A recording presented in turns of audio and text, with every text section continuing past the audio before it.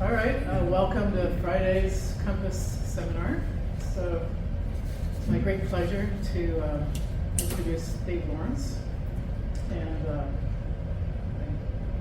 I almost don't quite know where to start. Dave is a national leader, has been for, since graduate school, since I knew him then, where he would corral us to go outdoors and organize ski hut trips and just did a lot for the school and the graduate community at that time.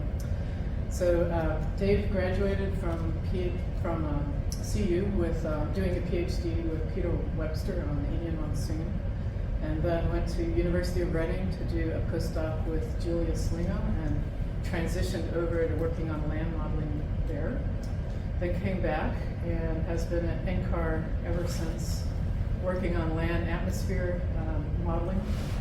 Was co-chair of the CESM land modeling working group for a while, and is now the head of the terrestrial section at CGD. So it has grown the section quite a bit in his time there. And fun fact about Dave, he has skied every single ski area in Colorado, no matter how obscure.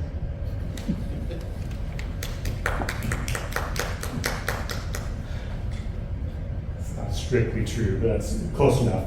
So I'm Dave Lawrence. Happy to be here with Keita and Brian to talk to you guys. And I'm presuming most of you have not really thought about the land surface too much, just being predominantly an oceanography institute, I guess, although it's now Earth Science Institute to get you broaden your perspective. But I would consider myself to be an earth system scientist.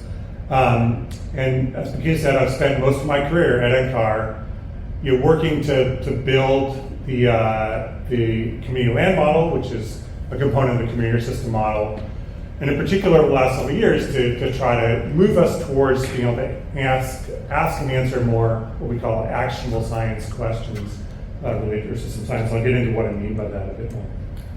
So I'm coming at this from the perspective that climate science is in transition. I don't think this is anyone, this can be a surprise to anyone who's involved in climate science knows that we're no longer asking the question about is climate changing and are humans responsible, right? We've demonstrated that over many IPCC reports. I've been involved in some of those, and obviously the community system model has been a big player in helping to answer that question. That's not the question anymore. The question isn't really how much. We know pretty well how much global climate change is going to happen. But instead the questions are changing. And in fact, they're harder and more important now, probably. We're transitioning to emphasis on Earth system science, in support of climate adaptation or climate mitigation. And so we need to take action for climate change. And in order to take action, we need to know how, where, and when, humans and ecosystems will be exposed to hazards, for example. And we also need to, know to what extent can we reliably predict these changes across, a broad range of time and space scales. And in this new climate realm, and I expected Alicia, if any of you saw her talk yesterday, we're talking about this. There's a lot more stakeholders now than there used to be. Private industry is getting much more interested. Obviously, there's government policy. There's, lots more scientists involved. Foundations that are getting involved. Climate analytics companies. So there's a lot more people are trying to use the climate information we're trying to provide, and they're asking more complicated questions than we're typically able to answer with the tools we've built to date. Okay, so this is the way I kind of like to put it. I was at a big meeting, a land surface modeling center for those of us all around the world, land models around the world, who were getting together to try to figure out why we can't make progress faster. And I was a co-organizer of that meeting. And at the end of the meeting, we had a sort of a summary meeting, which I was proposing to write some relatively boring manuscripts about what we need to do from a technical standpoint to increase the pace of development. And everyone said, no, we don't want to do that. Well, we do that, but we also want to say, put this charge out to essentially the international research and funding bodies and say, look, we're trying to save the world, okay? We're kind of like patting ourselves on the back of that self-importance, but still, to a certain degree, it's right. We're trying to save the world, and there's these really big questions we're trying to address, right? will there be enough water in the future? And where are we going to find that water? How can we get it? Right? Big questions. Will we be able to produce enough food to support our growing population? And will we be able to produce that food sustainably in a way that's not like adding to the CO2 problem, the methane problem, this climate change problem?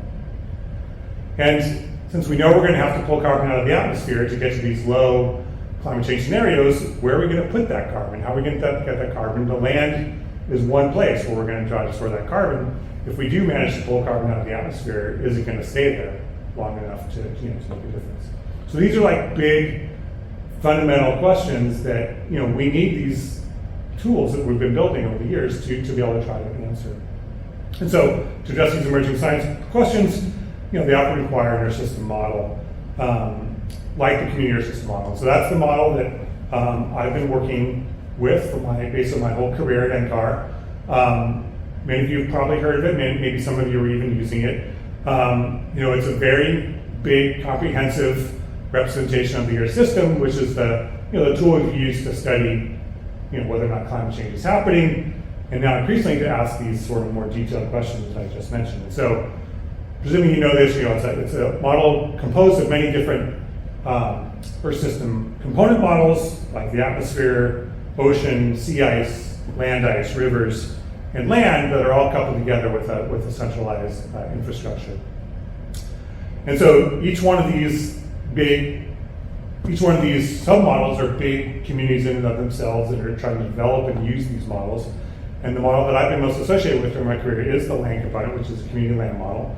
And that actually is quite a big community in itself. I'll get to in a moment. But I'd like to show this, partly because Alicia's in the audience, but also this is one of my slides, that question of land modeling. Why? So Alicia started out as an oceanographer, so we would have this, and she's my wife, if people didn't realize that. So we would be having this conversation in the kitchen, and she'd be going, why are you guys doing so much work on land modeling? Why are you coming home stressed out? Because it's like such a hard problem. And I'd say, are you sure this is really necessary? So the answer to that is yes, of course. And the point I like to make is that land is the critical interface to which humanity affects and is affected by, adapts to, mitigates global environmental change. So it's precisely at that place where we are living and the processes which the land is controlling, which are dictating how we are experiencing climate change, and therefore, of course, it's important.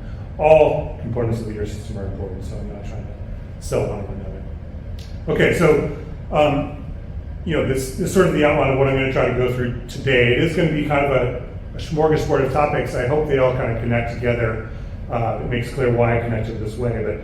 But so we're going to talk about a little bit about the development of land models to address climate mitigation and adaptation research, and then focus on a specific topic just because it's one that I've spent some time on. It could be any topic that kind of illustrates this point about how there's the sort of the simple solution and then there's the complex solution. And I'll sort of talk about irrigation, how that interacts with the Earth system, also affects how we're going to have enough water.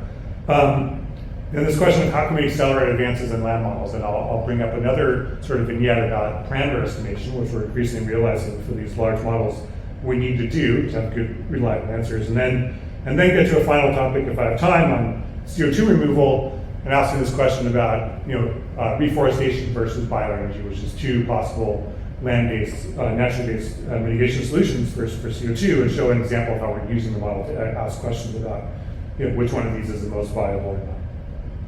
Okay, so to address these questions and the fundamental science questions related to climate change, we've been working on building the Earth system model in general and the land model in particular, in my case, over the past, my case, 2 decades now.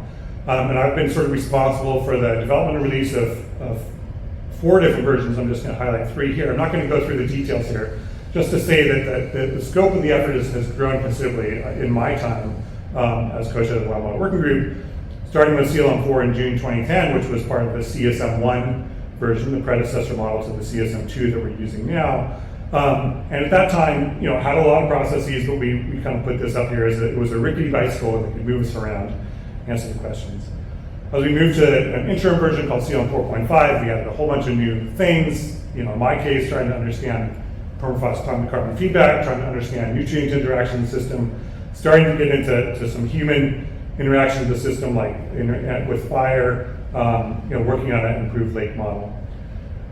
the bicycle was getting more weight down with CLM 4.5, and then we got to CLM 5, and things really started shot through the roof. And I'm not going to read through this list of just the topics and activities that went on in the development of CLM 5, except to say that we were targeting on starting to get in this realm of actionable science, like trying to bring humans into the model, because that's really required every time you ask these actionable science questions. Trying to improve realism, obviously, for hydrology cycle, the carbon cycle, agriculture.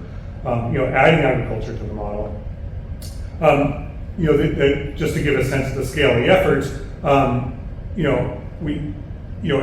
involves a lot of different communities. So this is a slide I'd like to show here. CESM is synonymous for CLM, sorry, which I sometimes use that term instead. And so it's really a community of people. So we are sort of at the core of that, trying at NCAR and our strong collaborators trying to bring these different communities together who are interested in societal dimensions, land use and agricultural management, hydrology, ecology, biochemistry, and cryosphere, all to bring them, these communities to talk to each other, interact, and building this complex and process-rich model that can then be coupled to CESM or WRF, which is a regional atmospheric model, or any other atmospheric model for that matter, to ask these questions about land atmosphere reactions, climate availability, air quality, climate change, and weather and predictability.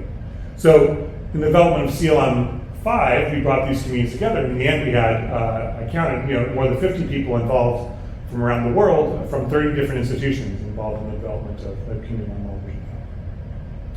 Okay, so I want to transition into one specific topic, land management, and what we did for CLM 5 as we're moving towards this actionable science. And I want to highlight land management for this reason, which is that basically humans have put an imprint on almost every piece of land around the world. More than 80% of the land is under some form of land management at this point. And the places that are not under land management, like the Sahara Desert and the Siberian Arctic, places where basically humans essentially can't exist. So humans are altering the land surface in all different ways. And up until a few years ago, we were not accounting for this at all in our Earth system models, knowing that if we do a deforestation, or if we start irrigating, if we start changing the crop species, that is going to have an impact on the atmosphere. So, to try to address that within CLM, we've been adding capabilities to the model over the years, and included in the default version of CLM is a global crop model. It is currently the only global Earth system model that has an embedded crop model. Other groups are trying to do this as well, which accounts for things like planting and grain fill and harvest. So you can actually get estimates of yield from this if you want to have a sort of embedded impacts model.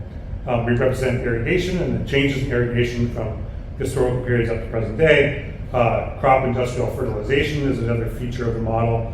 We account for wood harvest, because that's a really important part of the carbon cycle. How we actually are harvesting huge amounts of the total biomass on the planet. In fact, we've reduced the total amount of biomass on the planet by more than 50% since pre-industrial times, which is sort of hard to believe on land. We basically removed more than 50% of trees.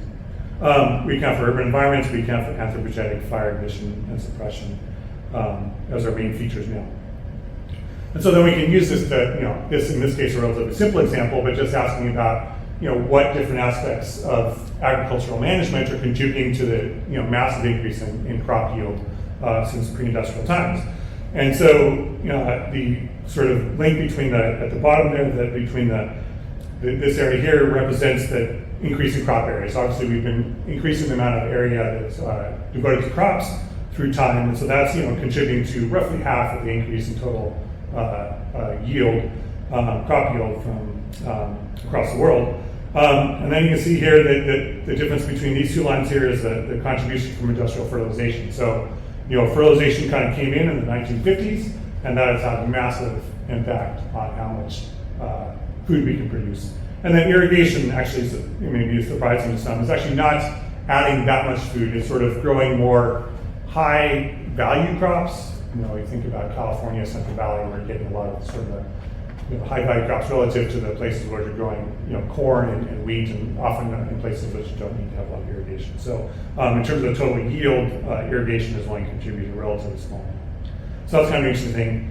We can also ask the question like, what is the impact of irrigation having on heat extremes over the historical period? And so on the upper panel there is the, if you include all forcings, so all climate forcings, CO2, land cover change, other greenhouse gases, aerosols, and what has been the change in the likelihood of heat extremes. So red means there is a greater likelihood of the hottest day of the year exceeding some threshold. Okay, so pretty much as you expect all around the world, we're seeing an increase in heat extremes as you expect with climate change. But the bottom pattern is just there, is if you just do a simulation with just irrigation expansion, and what you see is irrigation, you're adding water to the system, it's evaporating, it's cooling the surface, it's actually counteracting those heat extremes. And in fact, if you look over India, you can actually see that in the map I'm not showing here, that actually almost completely counteracted in northern India, that the increase in heat extremes because the increase in irrigation has been so strong. So that's kind of a cool thing. Having irrigation model means you can ask this kind of a question. But it doesn't allow you to ask the more detailed question, which is the one we really want to know, which is, will there be enough water? And that's because the implementation we have for irrigation in the model to date is actually relatively simplistic. It's just each grid cell, we know the amount of area that's equipped for irrigation, and then we go in all the cropland areas within that grid cell and ask, is there a soil water deficit? And we do that once a day, and in our case we do it at 6 in the morning because the model's not flexible enough to do it at any time of the day, and it asks, is there a water deficit? If there is, it applies irrigation, and then you can say that water will then either run off or evaporate or be used by the plants. So that's relatively simplistic, and a few models have that sort of capability, but no model is actually capturing, really capturing the sources of, the sources of irrigation water, like the actual irrigation water. In our case in the model, because we don't represent the sources, we're just assuming it's an infinite supply, right? Which is totally unrealistic. Everyone knows it's unrealistic. I like to sort of say, well, it's better to be unrealistic in that sense, knowing that irrigation is a big part of the Earth system and affecting surface climate, then this is just completely ignored, which is what most Earth system models can do. But that's a decision that our group made that another group might just be comfortable with that. So we are actually in the model, and we're running a fully coupled Earth system model, we are pulling that water when we don't have enough diffusely from the ocean. So, some of the dirty laundry that goes on at Earth system modeling. But what we'd like to be able to do is actually, treat irrigation realistically, which is, irrigation water is water is being stored on land, specifically so that you can irrigate later, from snow melt, specifically irrigate later in the year, so you need to incorporate reservoirs. Some water is coming from groundwater, so you can have the capability of groundwater pumping. We also know there's different methods of irrigation. There's, people do flood irrigation, they do drip irrigation, they do sprinkler irrigation. Each one of those is going to have a different, water use. It's going to be more or less efficient or more or less appropriate for a different kind of crop that we have. So we're working to try to improve that. So we've introduced groundwater pumping, and we can now assess the relative withdrawals from surface versus groundwater. And here's a sort of non-scientific result just to show that the model works, which is, annual irrigation changes in northern India. So there's a big increase in irrigation over the 20th century, total irrigation. That's basically coming from an increase in irrigated area over India. And then we actually kept that irrigated area constant in the projection period. And what we see is that, during the early part of the period, there was plenty of surface water, which would be river water, around to meet the needs of that irrigation. But as you got into the middle of the 20th century, you started needing groundwater to have enough water in our modeling system. And so the model switches over and then starts using groundwater. So just an indication that the model can kind of try to use the different kinds of water depending on what's available. So that's one thing. So we have groundwater pumping. What we don't have, which we need, is maps of the combined aquifer storage. I'm sure you guys have heard Ogallala Aquifer in the central U.S., which is a massive amount of water, which is being steadily and slowly more rapidly depleted. The model has no knowledge of that aquifer, so you need to know where all the aquifers are around the world, and ideally know how much water is in them, which is it's a whole big research project in and of itself to get to that stage. But if somebody wanted to take that on, we would have a model that would be capable to adjust that information.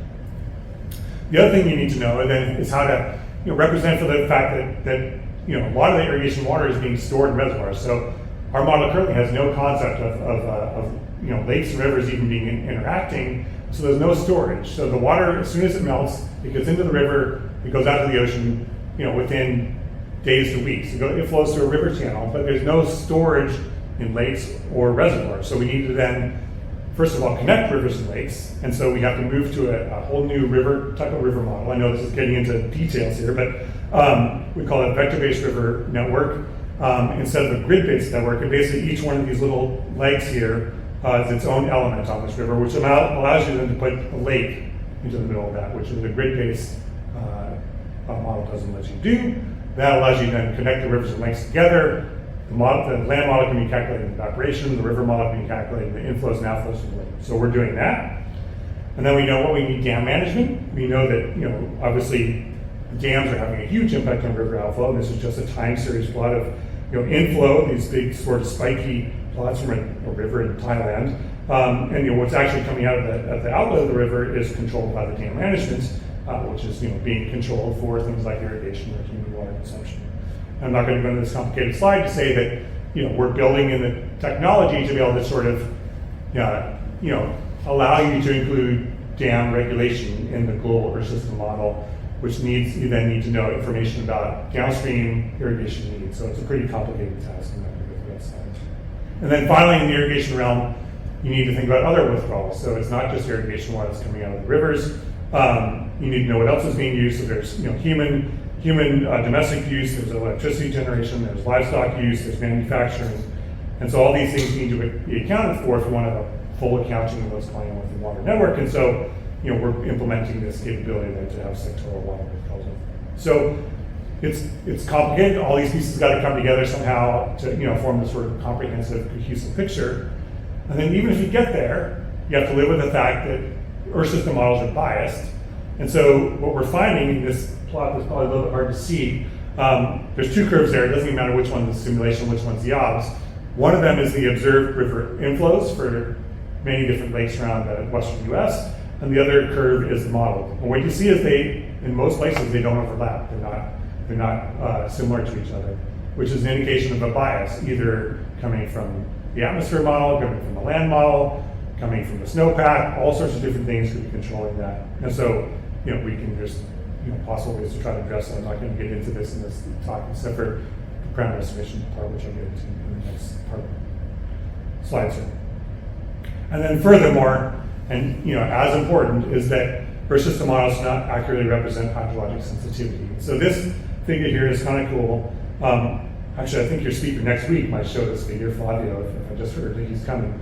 This is a paper from Flavio Lehner that I was a co-author on with him, and what he's showing here is precipitation on the x-axis and runoff from the upper Colorado River on the y-axis. And so the question is if you add a unit of precipitation, how much does that change your runoff? Or if you add a unit of temperature, like a degree Celsius, how much does that, not shown in the spot, but the same question you can ask. If you add a unit of increasing temperature, how much does that change your runoff? And here in the black, it shows the relationship here from the observation. So you can see with more precipitation, you get more runoff, and there's a slope to this line. If you look at all the Earth system models, first of all, they're all extremely biased in terms of precipitation and runoff, but even if you look at their slopes are all different compared to the actual observations, right? So that's actually a problem, right? It means that the model is not properly representing how runoff changes when you get a change in precipitation, which means you can't really use the output coming from a system model directly, even to force like a downstream, highly detailed hydrological model. So this is something we'd like to develop.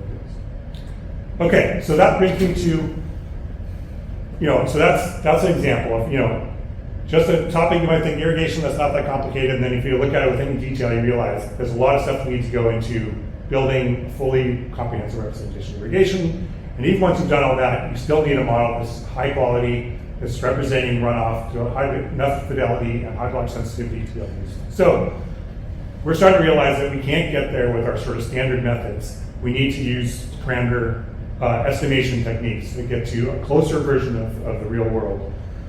And basically, here's the motivation. So presumably many of you have heard about parameter estimation. It's not like a new thing that we're coming up with a new idea. Everyone's been doing parameter estimation for forever, but generally not with such a complex system and such a big model. It's just not done. These models are so computationally expensive, typically, you just don't have the computational power to run the big, large ensemble simulations you would need.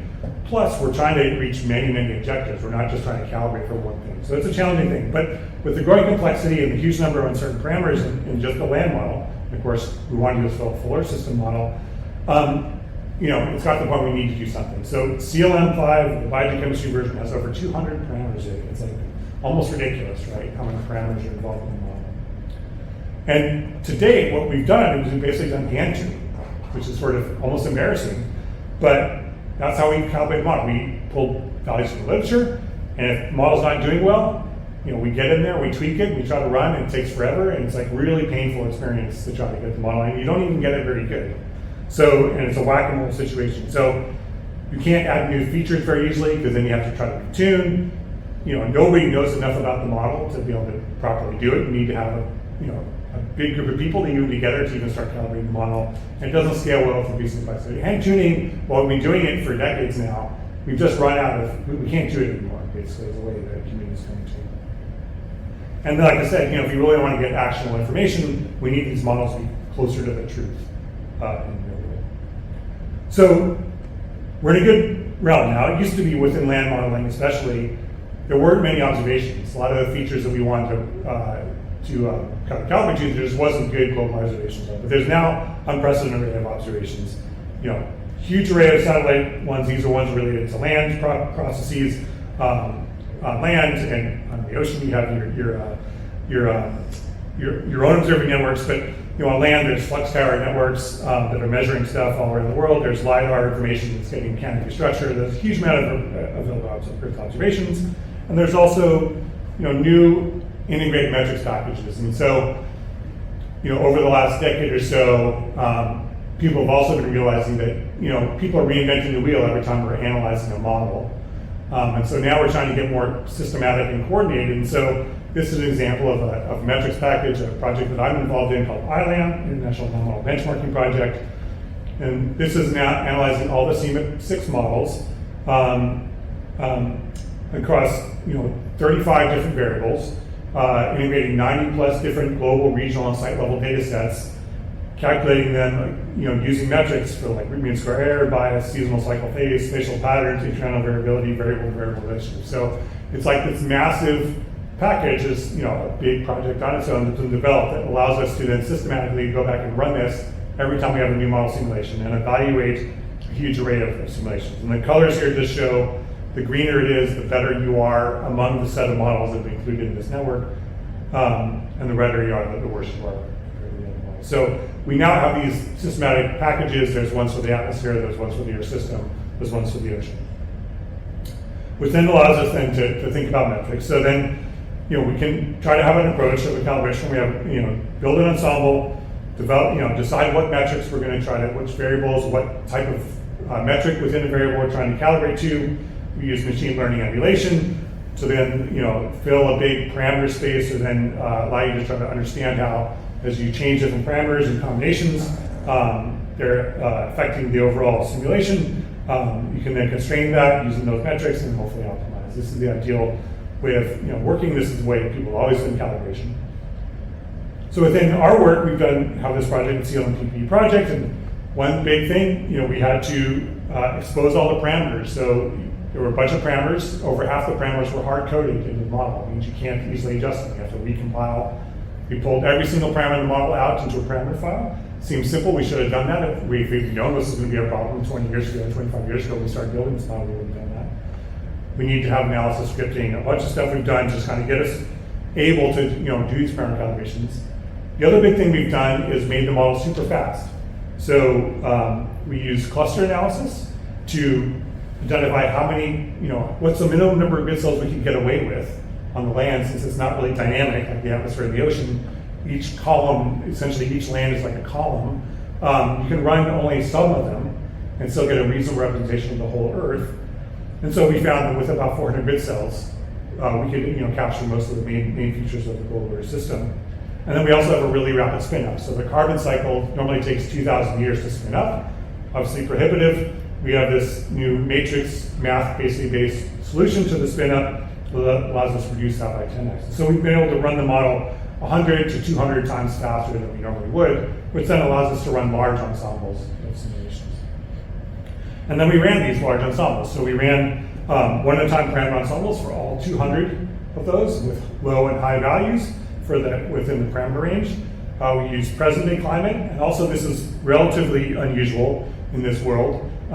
We also ran an 1850 climate and a future climate. We also ran with CO2 levels at 1850 and CO2 levels at something at a high level, SSP 3.7 level. We also ran with different end deposition. And the reason we did this is partly related to this dead tree problem here, is that in previous parameter estimation efforts, we found that we would optimize using some sort of machine learning technique, and then we put it back in the model, and large fractions of the world were dead. The plants didn't survive the spin-up period. And that's because we optimized for present day, and then you take those parameters back into the pre-industrial world, they didn't actually survive the spin-up. So there's something going on there with the lower CO2 values in the colder climate, and so we had half the planet was dead. So we realized we had to be accounting for that at the outset to know that the parameter ranges that we were providing were going to give us a reasonable chance of having live plants. So with this data set, then you can look at the parameter values. Here's an example. You can look at anything because we archive all the output of all different variables at many different time scales and space scales and biomes. And here's the top 12 parameters that are regulating the CO2 fertilization effect on the global vegetation carbon. So this is a big thing in land modeling, understanding how much extra carbon we're going to get on land as CO2 increases, right? It's actually helping us. To date, has helped us not increase CO2 levels as fast as it would have if the CO2 fertilization effect wasn't in effect. We need to know how much in the future that's going to continue to help us. So what we can see here is a list of the top most important parameters. An interesting thing here, these parameters won't mean anything to you, of course, but this top parameter is actually a water use parameter. So it has nothing to do with carbon accumulation. It's how efficiently plants use water, which is interesting, and I won't get into why that's sort of coming out at the top, but it's an interesting feature. So even with this ensemble, which we've never done before, basically most groups have never done this, we can start asking questions about parameter sensitivity, which we find really interesting. So which parameters are controlling the soil moisture at 10 centimeters depth? If you look at the mean, it's hydrology related parameters, which kind of makes sense. But also we see some plant parameters showing up at the top of the list. So that's interesting. So it's not just hydrology, it's how plants are using the water, which controls the mean state of the 10 centimeter soil water. If you look at inter-annual variability, what's actually turning up is mostly plant parameters showing up at the top of the list, interestingly. Although there are some parameters related to soil evaporation. If you look at the response, the impact of CO2 fertilization on soil water, you find out that it's plant parameters which are controlling the soil water at 10 centimeters.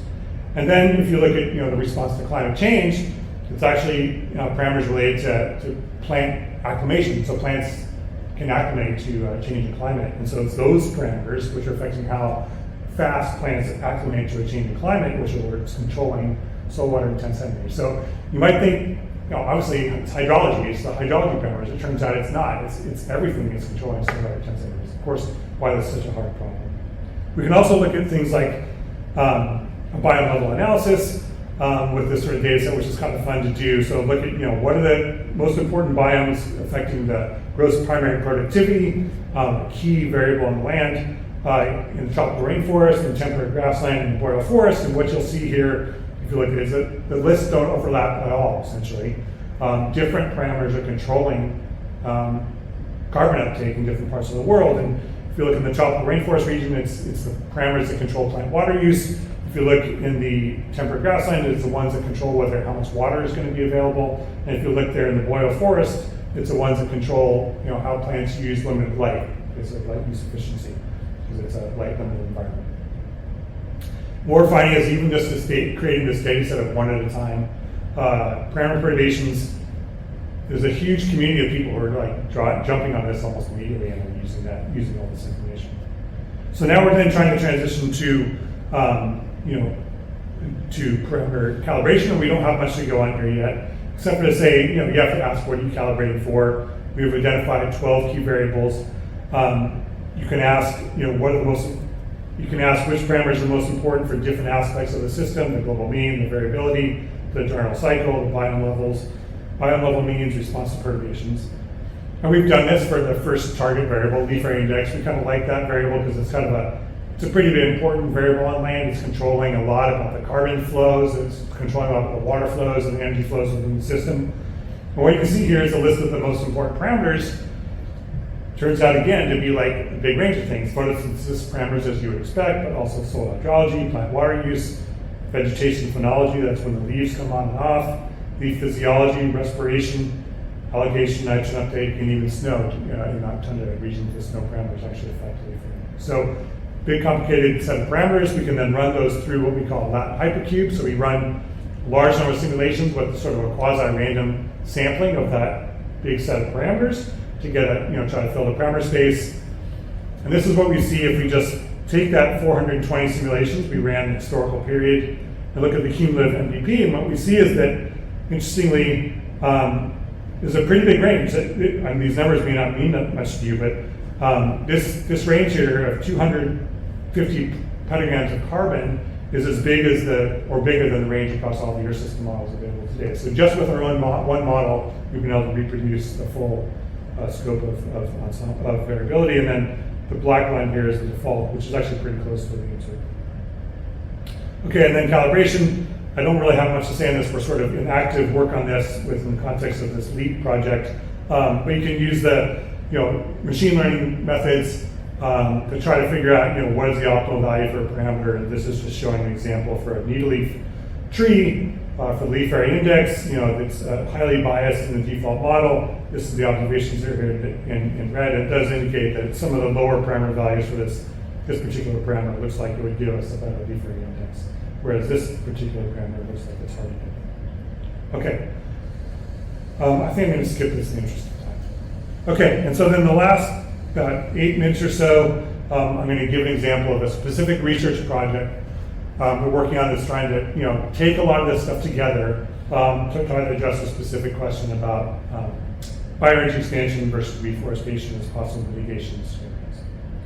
Okay, so most of you are probably aware that if you want to get to 1.5 degrees C or 2 degrees C climate, we need to reduce our emissions as fast as possible, but that won't be sufficient, right? Just reducing our emissions won't get us down to 1.5 or 2 degrees. We're going to need to be taking carbon up by roughly the middle of the century out of the atmosphere in pretty significant amounts.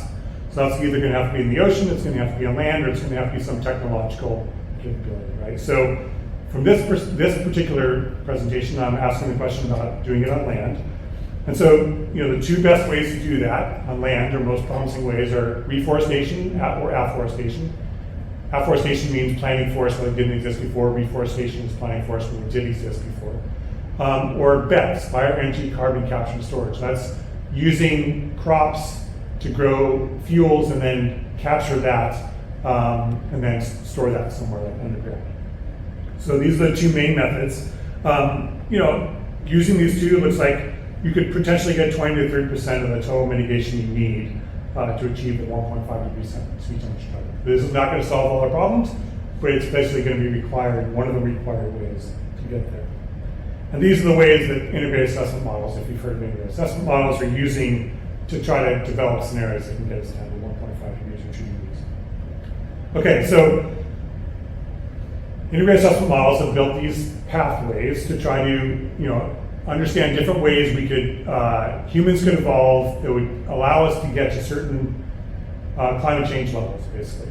And so there's kind of got this map here. I don't have time to go through it all, but a few of these pathways can potentially get us down to 1.5 degrees or 2 degrees.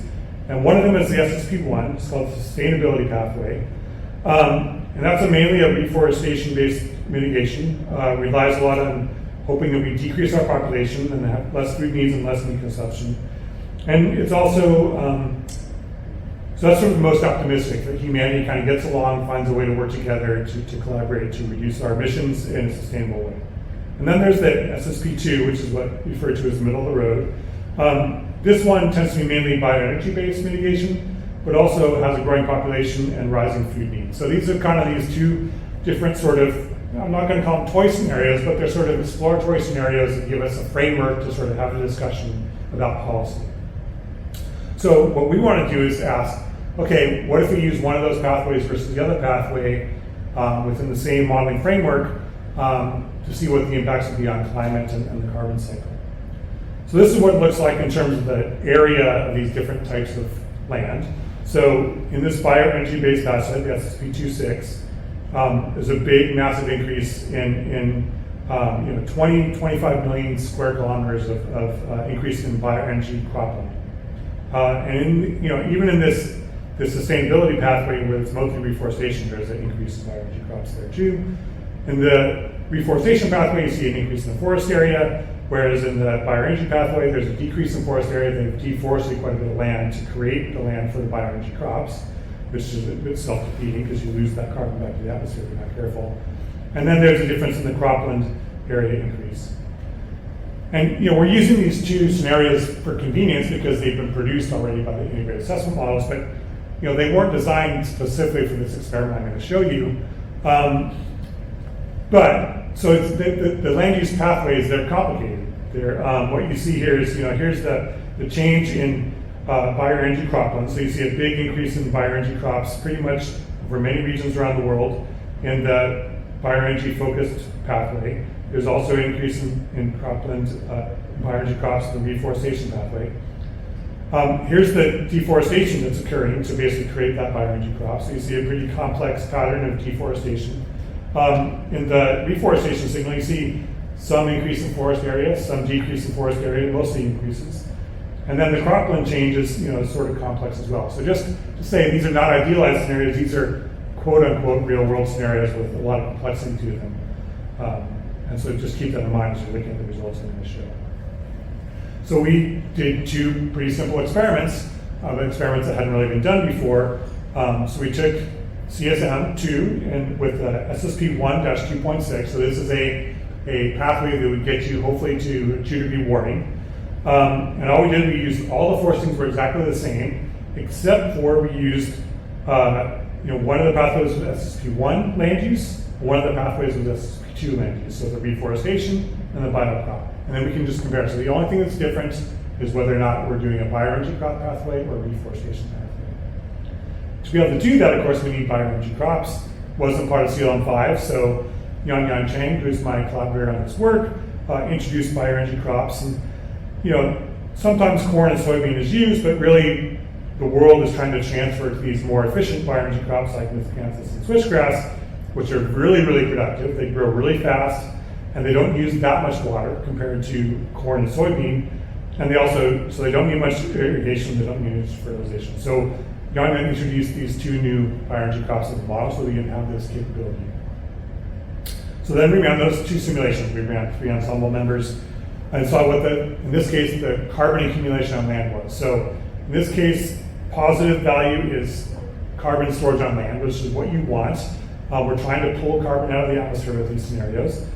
And what you see is the cumulative carbon is significant. We're gaining 300 to almost 400 petagrams of carbon. That's enough to really offset quite a bit of global warming. So that is working as intended, you would say. The model is indicating that process of pulling carbon out of the atmosphere would be effective. And you see that the reforestation pathway is in blue here, ends up slightly higher than the bioenergy crop pathway, but it's not too different. It's within error bars. But you do see that they get there in different ways. The pathway is different. With the reforestation, it starts accumulating carbon on land pretty quickly. With the bioenergy crop pathway, it doesn't really do anything for the first 50, 60 years or so, and that's actually because they're doing a lot of deforestation to create the bioenergy crops, and so that carbon is being reused to the atmosphere. So that would be a bad way to try to do this, but that's what this integrated assessment model is assuming is the best way to do it. So then why this big range? I'm going to get into that in this next slide here. I'm just about done. The range is coming from a lot of assumptions that you need to make here about technological changes. So the spread on the top here is the amount of carbon offset. So how much from that bioenergy use, how much are you offsetting use of fossil fuels, for example? And it's pretty uncertain. It depends on how efficient. First of all, it depends on how much yield you get from the biomass. Second, it depends on how efficient your energy conversion technology is and how quickly you transfer to a more energy efficient converted technology. And then it's also on the bottom here is asking questions about the carbon capture and storage effectiveness. So how effective are we once we burn that biomass and actually capturing that carbon and pulling it back and putting it into the ground?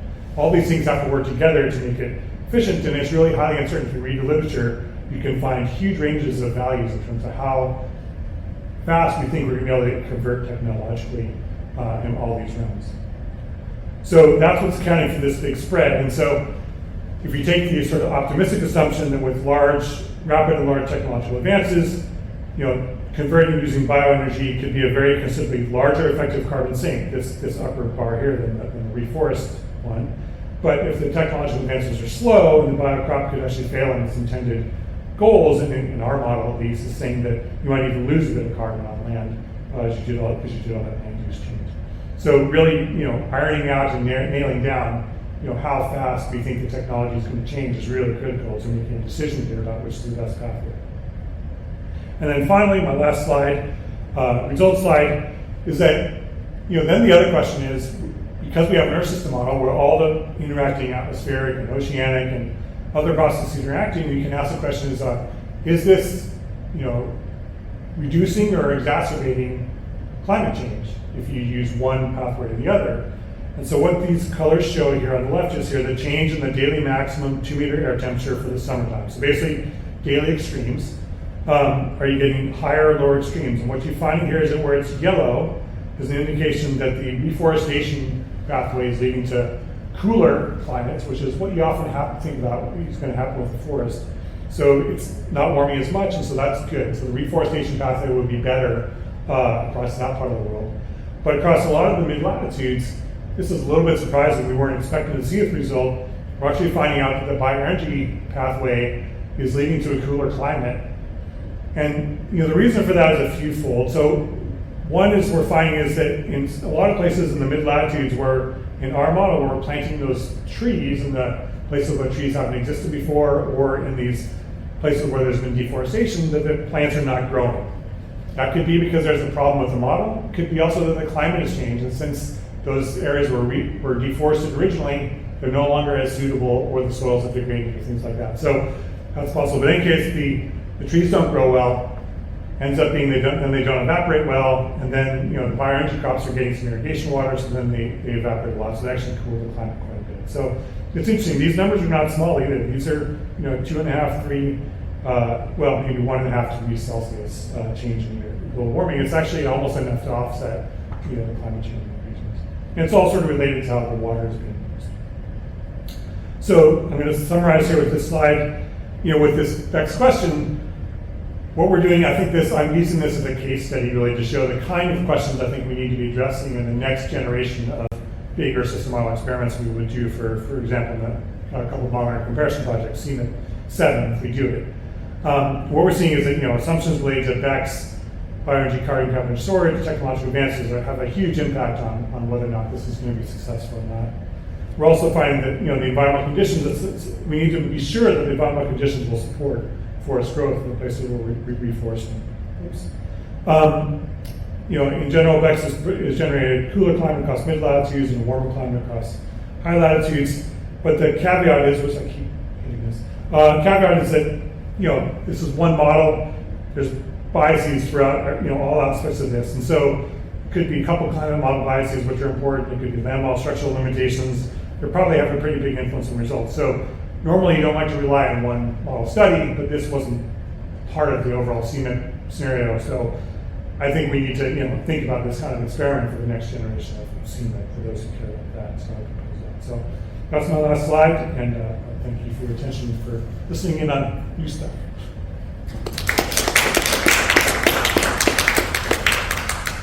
Thanks. Any questions? And people on Zoom, feel free to put them in chat and we'll read them off. Brian? Just to raise the question here, I guess, of could you offer some comments on the sociology of what features are being added here? What you're spending your bookkeeping degrees of freedom on, and whether that, for instance, whether it highly prioritizes things that are really highly coupled to the Earth system's evolution, like albedo at the scale of states and continents, as we've discussed a few times, versus what are really kind of impact models driven by some human interest. Somebody wants to be able to tell a story, how are my windmills going to affect my crops? But you know, that's like lost in the noise of the structural uncertainties of this. But there's just pressures, I'm sure, on you to include all these features so that you can tell different stories or ask different questions, some of them unanswerable, versus things that are, you know, truly coupled in the way that ocean atmosphere people think about, you know, giant petawatts on the scale of continents and stuff, changing the weather.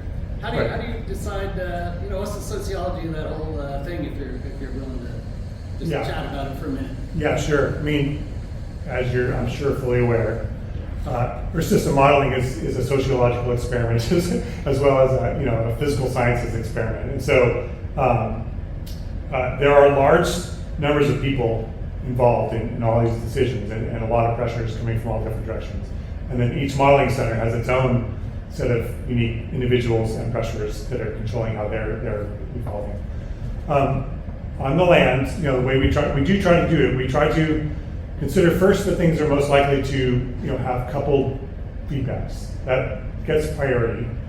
And so I didn't show a lot of that today, but there's, you know, large volumes of work that are going on to, you know, to improve those sort of core processes, which are what's controlling the evaporation, surface fluxes, carbon flows through the system at sort of a fundamental and foundational level. And I just didn't show that today, but I could have easily given a presentation or two about all the things that are going on there.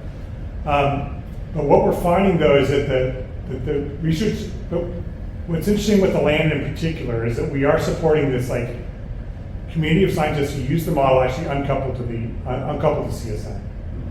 And so we have as many or more people who are using the model uncoupled to CSM to understand ecological, hydrological interactions in the land surface, you know, that are sort of underlying in some unknown way, like is the future ecosystem going to be vulnerable to climate change or not? Right? Our simple model really can't answer that question, but our most comprehensive model is getting towards the point where you could actually ask that question, like, you know, how is the community composition of a forest going to change in the future, and how would that lead to the likelihood or not likelihood of an ecosystem collapse?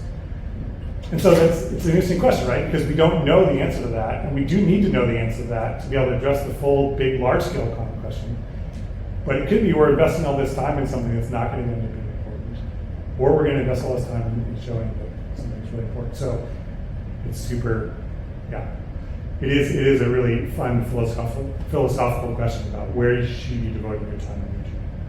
But what I've done during my career was prioritize a couple things first, because we are working in an institute where you couple their system and then step down through.